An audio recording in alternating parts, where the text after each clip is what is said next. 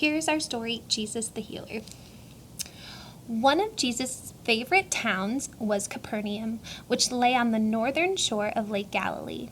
Jesus traveled all around the area of Galilee, meeting people and teaching, but he always came back to Capernaum. It was here that his good friend Simon Peter lived. Before he became really famous and the crowds around him became too large, Jesus often preached in the synagogue in Capernaum on the Sabbath.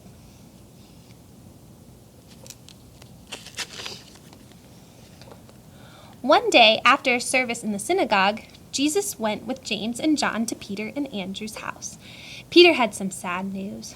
"Don't make too much noise," Peter whispered as he met them at the door. "My mother-in-law is very ill. She has a bad fever, and we've sent her to bed."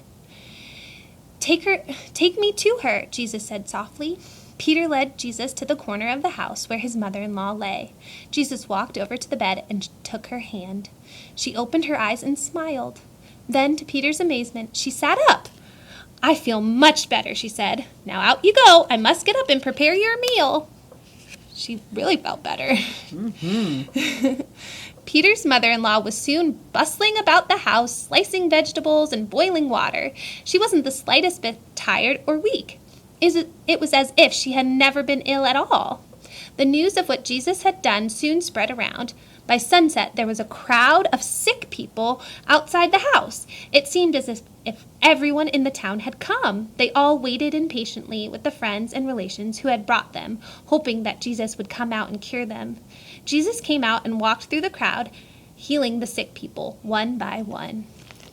Must have taken a long time. Soon, sick people from all over Galilee began to seek out Jesus, hoping to be cured.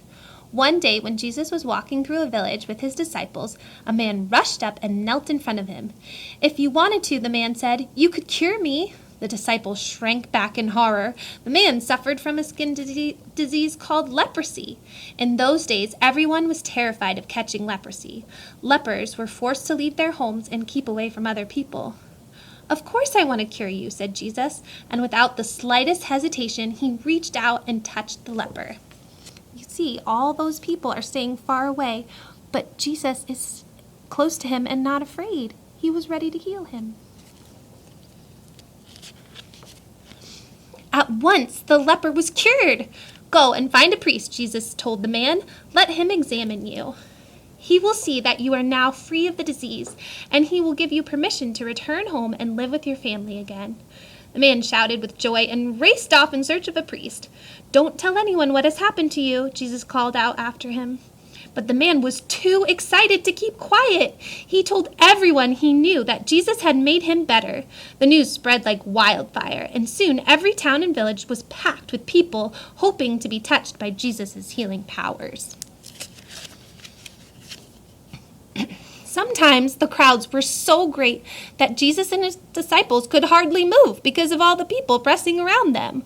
Once, when Jesus was walking through a busy town in Galilee, surrounded by hundreds of people, the crowd suddenly parted. People moved back respectfully when they saw who was coming. It was Jairus, the leader of the town synagogue. He was very important.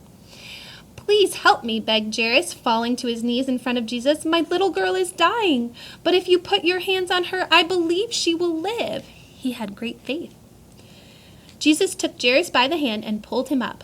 "We will go at once," he said. As they pushed their way through the crowd, Jesus felt someone tug at the hem of his robe.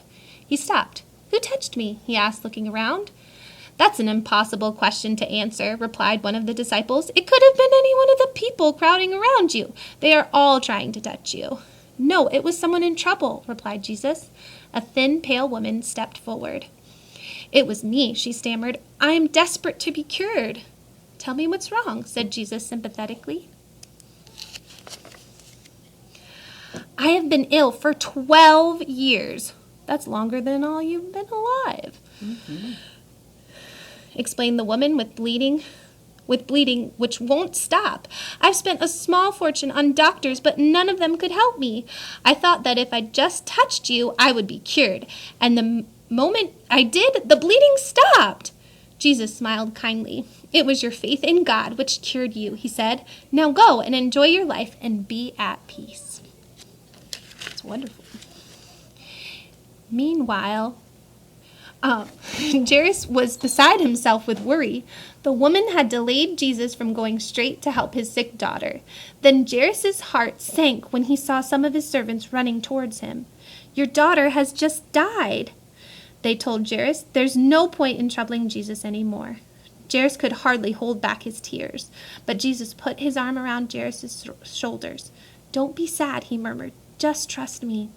Jesus told everyone except Peter, James, and John to stay behind, and the 5 of them hurried to Jairus' house. What's going to happen? Can Jesus do it?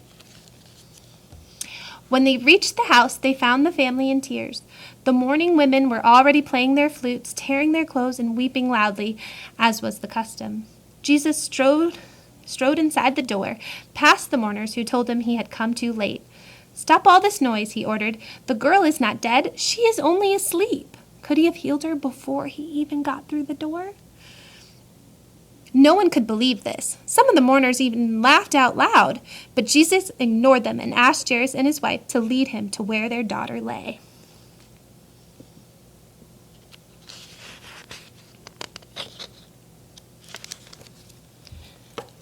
Jesus knelt down by the girl's bed and took her cold little hand in his. "Time to get up, little one," Jesus murmured. To everyone's amazement, the girl jumped out of bed and ran to her parents. They hugged and hugged her, the tears streaming down their faces. "I think she must be hungry," Jesus smiled. "Why not give her something to eat?"